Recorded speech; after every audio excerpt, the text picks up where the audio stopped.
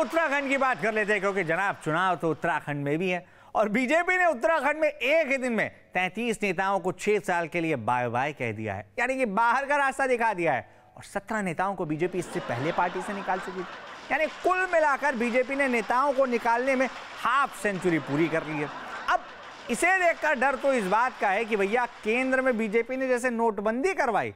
उत्तराखंड में कहीं नेताबंदी तो नहीं कराने जा रही है। और अगर नेताओं के एग्जिट की यही रफ्तार बीजेपी में रहती है तो कहीं ऐसा ना हो कि चुनाव तक उत्तराखंड बीजेपी खाली हो जाए।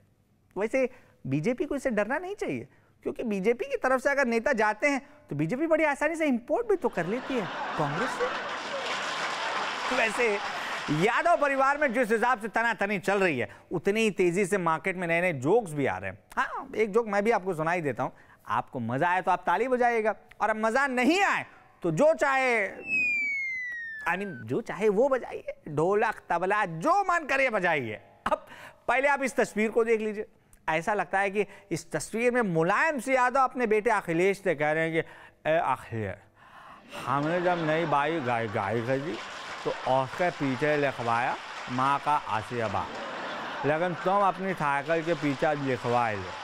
पिता से छीनी, पिता से चीनी। अब भाई चुनाव का सीजन पूरे हिंदुस्तान में चल रहा है, और एक चीज आप मानते होंगे कि भैया साड़ी की दुकान में इतनी सारी वैरायटी नहीं होती है जितने वैरायटी के नेता इस चुनाव में नजर आ रहे हैं।